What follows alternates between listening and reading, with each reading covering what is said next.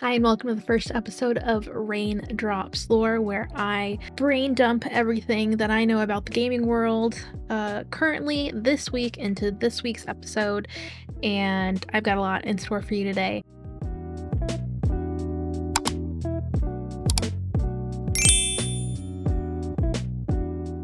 Our first topic today, we're going to be talking about Bandai Namco.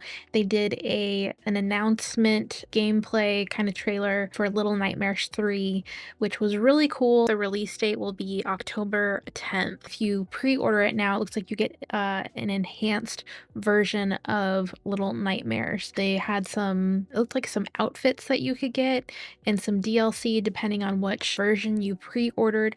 I did see that it had a PS5, PS4, Xbox, PC, and a Switch 2 little logo on there. So it's coming to the Switch 2. It wasn't announced by Nintendo yet, but I think we're going to get into that later.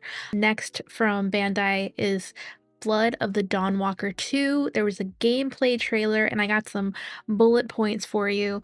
I'm actually personally really excited about this one. It is a story-driven, open-world dark fantasy RPG set in medieval Europe in its pre-beta stage. So the main character is a human by day, vampire by night, which I think is just a really cool idea for this type of game. I mean, we've seen kind of this type of thing before, but I feel like the way that they're going about it and the way the game looks just looks amazing. So a few bullet points that I took from watching the video: choices matter. Whom you talk to, befriend, or make enemies of will affect the outcome of the story.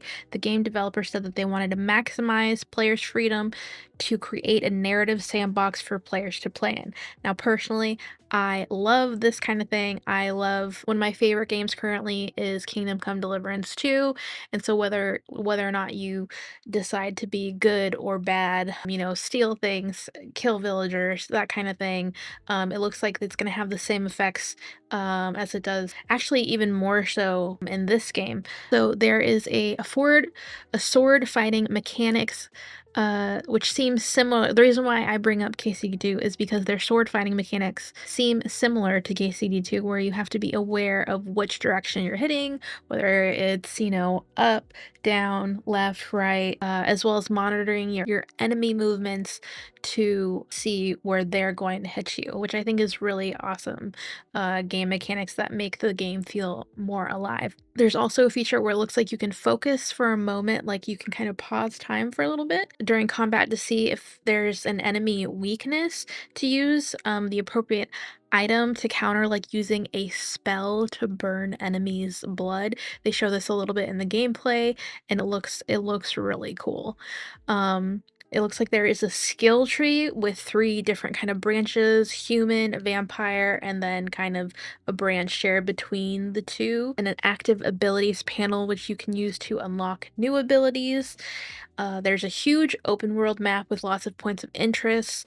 So they talk about more than just vampires, that there's other creatures humans have to fear, which have made themselves known in the world, which they walk by a rammed horn person that looks kind of shady. At night, you must feed, and if you feed on the wrong person, you could face the consequences. This is where the kind of like choices matter thing comes in. If you are not famished, you can decide how much blood to drink from a person. Crazy sentence. You can decide how much blood you want to drink from a person, whether you want them to be sleepy or you want to kill them completely. Or there's another option, which I'm so glad, like, because I am such like a passive, like, I don't want to kill anybody kind of person. If you don't want to feed on humans, you can also feed on animals, although I'm not sure how much that is, but it kind of almost feels a little Twilighty, but I also love that because it's just, you have the option to do whatever you want. Blood of the Dawnwalker is supposed to come out next year in 2026. Blood of the Dawnwalker, I'm really excited for, and I am hoping that we get to hear more about it soon. Next up is the Sims 4 Nature's Calling event, which is an event leading up to the DLC of Enchanted by Nature. Follow the whispers on the wind and unlock new woodworking and nature-themed rewards, including a new reclaimed woodworking table table just for logging in. So you just log in, you get a woodworking table, and it looks like you can get some glasses, a wall, and this is just started, I believe, yesterday, so you can do this now, or I guess when I'm uploading it. 2 days ago. Week 2, you can get a chair, some bathing suits. It looks like a new food. 3, it looks like maybe like outdoorsy music or nature music or like the soothing sounds of nature. Um, a long table, a tree stump tattoo, all leading up to an outhouse that you can woohoo in, a rock formation, and some sandals. And there's also some nature magazine collectibles. Get ready for a free limited time event that begins on June 24th and ends on August 5th, where you'll need to venture into the great outdoors and hone your handiness skill to discover a long hidden secret of adventure. I will link this down below if you have any questions on how to do this. And also, Sims 4 released a laundry list of things that they're going to be working on, which is a laundry list of things that need to be worked on and that they are focused on right now. So let's take a look at that. Hey Simmers, welcome to the laundry list, where we share the top community's concerns that we're currently investigating and hope to resolve the upcoming patch. There are other issues we are actively working on that are not listed here, as some topics require extended investigation. It says base game, the eyedropper tool doesn't function on certain objects, romantic and friendship changes in neighborhood stories have no effect, Sims fear of the dark is not cured, children become distorted when interacting with the violent. Okay, some of these are actually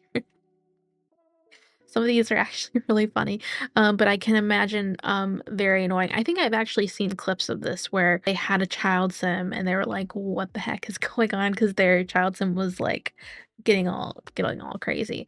Or I'm curious about the rain indoors. Let's see, aloe vera plant is missing.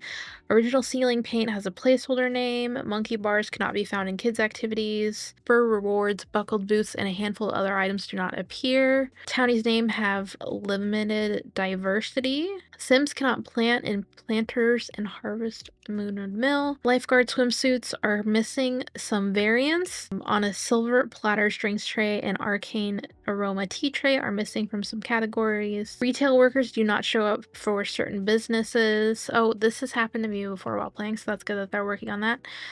Console controllers cannot genetic options after rebirth. Interesting. I kind of want to just scroll down. I will link this below so you can check it out. Here, seasons. It rains and snows indoors. This is a huge one that's been affecting a lot of summers recently, so I'm really glad that they're finally working on that. All right, up next, Hytale. Hytale is no longer in development. This comes after, no surprise to a lot of people, including myself. I've been actually looking forward to Hytale. I feel like I put it on my wish list in like 2018, and it has been a while since that happened. I remember signing up for the beta and then the beta never happened. That's just my experience, but let's read a little bit of the articles. IGN says ambitious Minecraft competitor Hytale canceled after nearly 7 years of development. This is not the outcome any of us wanted. Hytale, the Minecraft competitor announced in 2018, is canceled and its developer is shutting down. Hytale was announced in December 2018. Yep, I remember. I was right. December 2018 with a trailer that had incredible 61 million views on YouTube. Here's the official blurb. Hytale combines the scope of a sandbox with the depth of a role-playing game, immersing players in a procedurally generated world where teetering towers and deep dungeons promise rich rewards throughout their adventures. Hytale supports everything from block-by-block construction to scripting and minigame creation, delivered using easy-to-use and powerful tools. Hytale dream is now over. This is not the outcome any of us wanted. Hypixel or at Riot wanted. Published to Hytale's website. But after years of pushing forward, adapting, and exploring every possible path, it became clear that we couldn't bring Hytale to life in any way that truly delivered on its promise. I feel like this is sad for any game, but I feel like it's more common now than any time. Like, I feel like games should be about players and not a bottom line. I feel like the game not being able to find investors for it, even though so many people were excited about this, is really frustrating. Who knows what really went on? It's just really sad to see happen, especially with a game that looks so exciting and fun as Hytale, especially as a Minecraft competitor. Up next, Dune Awakening. I have been playing Dune since the character creator came out, since the beta, and it is one of my current like favorite multiplayer games. The only issue that I have had is that every single time I get on, they have been working on the server, but I think that's a me problem and not a game problem, so I'll just clear that up. I've heard since then that the servers have gotten better because I was playing it right when it came out, like the week of, so enough of my rife with it. So Dune Awakening is getting more PvE endgame content, and which I read, it's getting about 50% more in-game content. So when you get to the end of the game, currently right now, it's primarily PvP. You're going out to the deep desert to get all the resources that you need to build, your ornithopters and your bases. And I've seen some crazy stuff that people have built, but I am not a big PvP player, so it kind of makes me want to play more. So it makes me excited that they're going to be working on this. Another update from the Dune Awakening team, they are announcing a public test client. So Dune Awakening public test client available now. Happy to announce that we have opened a new separate client on Steam. It's automatically granted to anyone who has purchased or has a license to play the game, and it is called Dune Awakening Public Test Client. There we will share larger patches ahead of time so that we can identify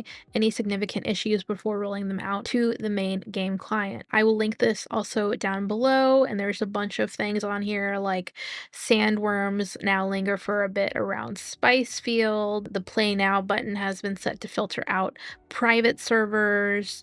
When streamer mode is active, map creator name is hidden if the player created the sync chart. Bunch of technical instability, resources of building, crafting, combat abilities, vehicles, balancing.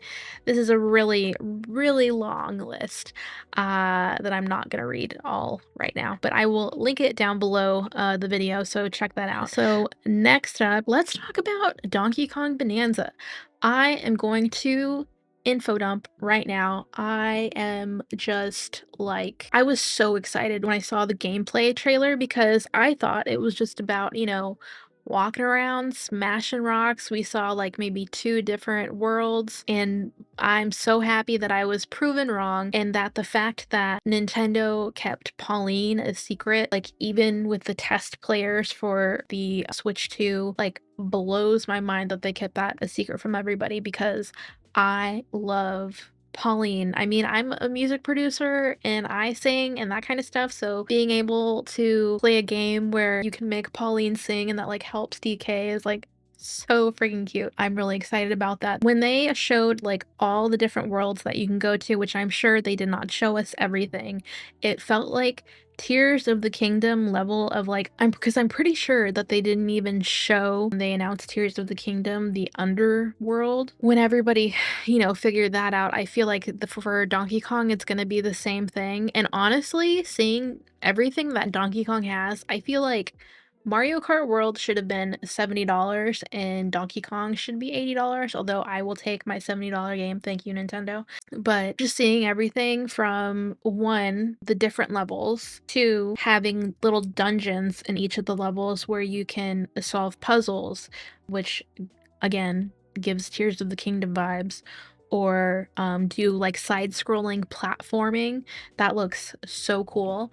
Or the weird like DK art thing where they showed off like a sculpture and a pizza made, like who on their team. I feel like the 3D render people or whoever made that, like I don't think the regular person is making a sculpture of art, but I mean I can't wait to see what people make with that. Also, that you can make a little home base, you can collect different records, that you can get different outfits, that you can dress up Pauline and DK and give DK different fur, and it has an effect maybe on the different effects of like how your abilities work and that kind of thing, and that DK has an ult, where it makes him big and you can be an ostrich and fly around or a zebra, and I wasn't sure if he was, like, walking fast or what was going on, but there was just so much that it blew my mind, and I am just so excited.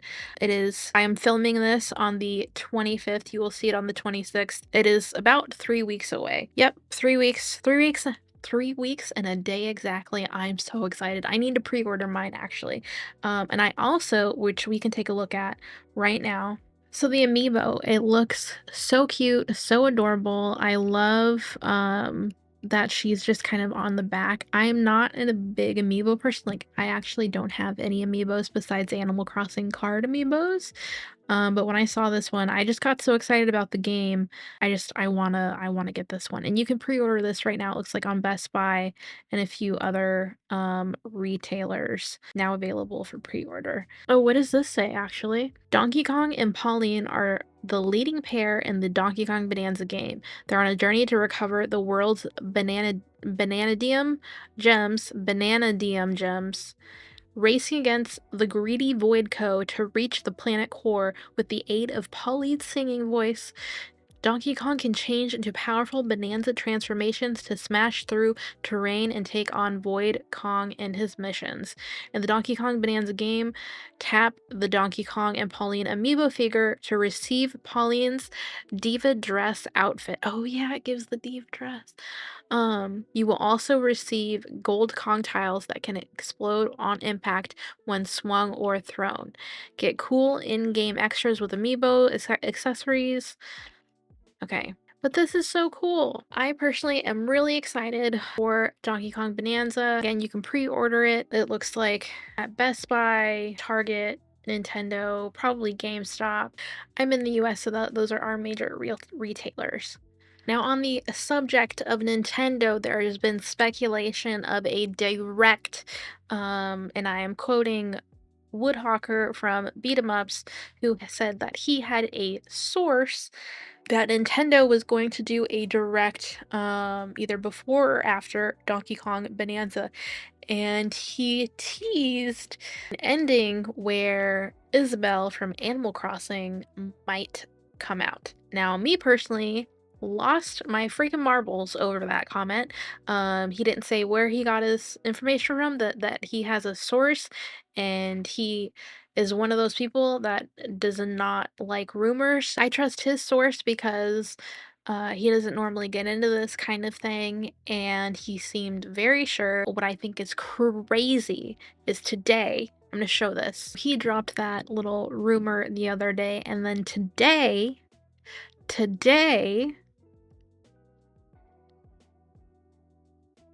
Nintendo of America randomly posted on their main page vibing with a little character in front of a computer. And Wood retweeted it with his little sunglasses, like, he's like, "Yep." He's like, "Yep." And I just, like, I'm losing my mind because that's huge. That's huge news, so I'm really excited about that. I know that there's been a lot of speculation on the type of Animal Crossing game. Is it gonna be a New Cities remake? Is it gonna be a completely new game altogether? Is it gonna be, like, an expanded, like, huge DLC or something like that?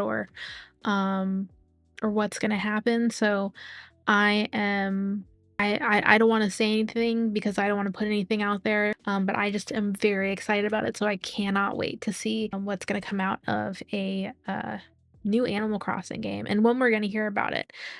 Which, by the way, too, as well, if you see on his other posts, Nintendo's video production company, Nintendo Pictures, worked on Death Stranding 2, according to the game credits.